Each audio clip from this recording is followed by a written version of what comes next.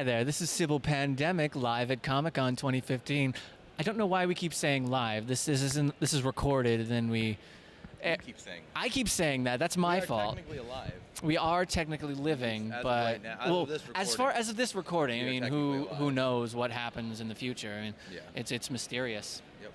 But we're here today. We just saw a couple panels. Yeah, we took some visual things that were people on stages. Yes, that thing you said, and we wanted to just talk a little bit about what we saw. The first one was the Batman Universe panel, which really turned into more of a Dick Grayson having Super Spy Fun Times panel. Yeah, it was really all about the Dick. I mean, I think they really wanted to get into the Bat family. Yeah. A lot, but like it was funny because Joe Capullo was on that, and Scott Snyder, who are really big, and like the Batman books do really well, but It is Batman. It all really just all the questions just fielded towards the Grayson and what's happening with Dick Grayson and essentially everybody else in the Bat universe. Yeah, it's kind of which like, kind of made me happy because I was like I love Batman and no one's gonna forget who Batman is, but like the fact that like DC is so very adamant about making Dick Grayson such a focal point, and they're obviously putting like good people on it. Absolutely, I think that's pretty awesome. It's kind of like we saw the Justice League reunion panel yesterday, and I went in first at least, thinking that every question that the audience asks is going to be for Batman, for Kevin Conroy, which really not the case. Phil Lamar killed it. Or cleaned up at that Green Lantern. that panel. Everyone was Green Lantern. Everyone was a Green Lantern fan on the Justice League panel. John Stewart particularly. Absolutely. Yeah. Well, because who cares? Who gives a shit about Hal Jordan? I don't care about Hal. He is the worst. The only thing worse is Kyle Rayner. Yeah, you don't like Kyle Rayner, Yep. but that's neither here nor there. But yeah, in the panel, I felt like it was pretty good as far as like the DC the Beyond Batman panel. Lots of interesting things they're doing with a lot of the contemporary runs with like the Batman, Jim Gordon Batman, and all that stuff. Yeah, tying it in. Yeah, that's definitely. I do like. We're both fans of when Dick Grayson wore the cowl, and it's interesting to see someone who's not Bruce Wayne sort of be the Batman. Yeah, no, definitely.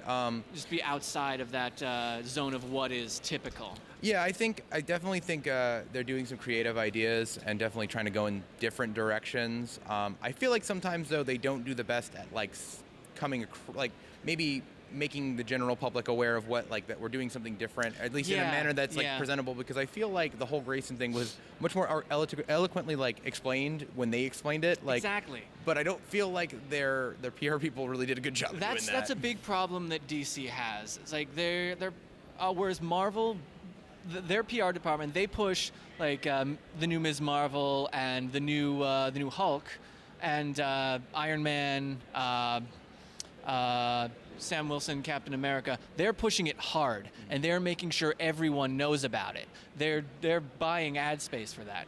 DC, not so much. Their ad department. I think a lot of it has to do with the verbiage and like the easing into a situation. Like what was interesting to me is I definitely kind of came in with a new perspective as far as like their editorial like understandings, because it's like I've always kind of felt like it's been very scattered throughout the editorial department, but it definitely seemed that they had a cohesive vision as a team. I mean, my regular viewers know my feelings on DC editorial and when it does or does not do its job. But yeah. But as far as that goes, that's really all I got to say about that panel. It really, by the end, it turned into a Grayson panel, and it kind of, it's like what we're kind of getting to before. It kind of is getting me interested in Grayson just as a thing. I mean, I was a fan of Nightwing, and like when they announced that Dick isn't gonna be Nightwing anymore, that he's gonna be a super spy, it turned me off, because it felt like this was Dan DiDio being like, I can finally get rid of Nightwing, which... Yeah. No more little boys hanging out with Batman. Yeah, it's like, which he has stated on several occasions, he's not a fan of the character. Yeah. I thought this was like a way to just be rid of him and just put him off in a thing and just let him die in obscurity. But it seems like they really give a shit Yeah, about I mean, Grayson. I think they're bringing him back or something to that extent. So I definitely think the writers who have that are on the right page, and I think Yeah. they definitely have a vision, and they really like talking about his butt a lot. Everyone. Yeah, Yep, I'm fine it with- is nice that Everyone likes Dick Grayson's butt. everyone likes Dick He's like the Grayson's most butt. sexualized He's the superhero. most I'm sexualized okay with male it. superhero I can think of. Maybe Namor, but I mean he's nude, but he's not really sexualized. I don't really feel like anyone is like on the same page like to they the- are about Dick Grayson. not You're to like the Dick extent Dick Grayson, that guy with Grayson the sweet cheeks. Yeah. Yeah, So artists go out of their way to draw him in compromising situations. Just there was a Secret Six issue of Battle for the Cowl, where Bane and Catman and Ragdoll are like talking to Nightwing, and Nightwing's like standing with his back to them for no reason, and just looking over his shoulder, and you can just see the contour of his of where his lower back goes into his butt, and it's just so perfectly sculpted and drawn in such a way that it's like You're very passionate about this. You know what you're doing. You did that on purpose. yeah, and then we went to the Cup of Joe panel as well. Yeah, that was a very informative and interesting Marvel panel, and Yeah. it really, really displays like the difference in the marketing strategies between Marvel and DC. Yeah, I think what they like to do is they'll be like, we're gonna do a book that we know everyone's gonna buy, like Deadpool, Spider-Man, and then they're like, But here's all the Inhuman books we're doing. Like they like it, and they're Yeah. like they kind of diversifying that stuff up. I dug it. I honestly, Everyone chuckled when they announced like Daredevil as psychic, but I thought that was kind of cool. I was Yeah, I'm okay with that. yeah, and like Inhumans are like really big right now with Agents of S.H.I.E.L.D. and all that. I really wish I cared more about them. It's like they're doing so much. I wish that it was something that interested me personally a little more.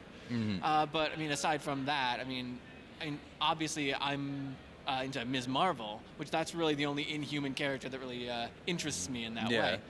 They really pushed. They really had a lot to say about her as far as what they're how proud they are that she is now like on the Avengers, and it's not like one of those like we're gonna put her on the Avengers for diversity reasons, but like no, she like earned her place on there, and they really have some creative things to do with her, and I think they treat it very well. And I thought like it's not a situation where like we're just making this character for the sake of checking off a box. It's like they're really making characters that especially new characters, which is neat. Like because how many new characters come and go, and you're like, oh, I don't know who that was, but then they have a character that resonated so much and got people so excited.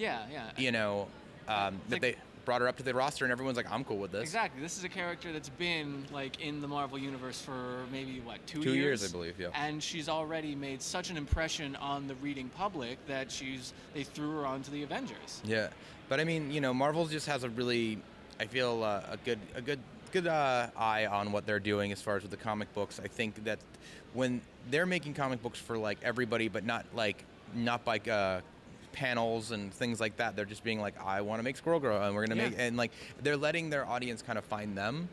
Like they're making these books that are good, and like I feel like it's bringing a lot of people in and being like to the fold. But you know, for all the good right reasons, and it's it's like I mean the things like Squirrel Girl and Ms. Marvel, Howard the Duck, and everyone seems to really be gravitating towards like the funner characters. Yeah, but they're still, you know, it's not like goofy, but like I think you think a lot of that has to do with the Guardians doing so well. I think it might be because I mean we're on record for we had no faith that Guardians of the Galaxy was going to be successful. I mean, we were excited about it. I mean, we were big fans of it. We were going to buy 7 tickets because we really genuinely thought that no one would go see that movie. Yeah, we liked the older run from like. The Annihilation. Back when. Not the original. Not the Charlie, original. Not the. And Celestial Archer. Oh man.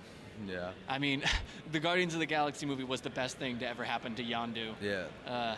But yeah, so all in all, the 2 panels we've got to so far today were pretty great. Yeah, absolutely. Yeah. It was a really informative and really positive experience all around. Excellent. All right. This is Sybil Pandemic and Doc Martin from the Agony Booth's Comic-Con coverage, signing off.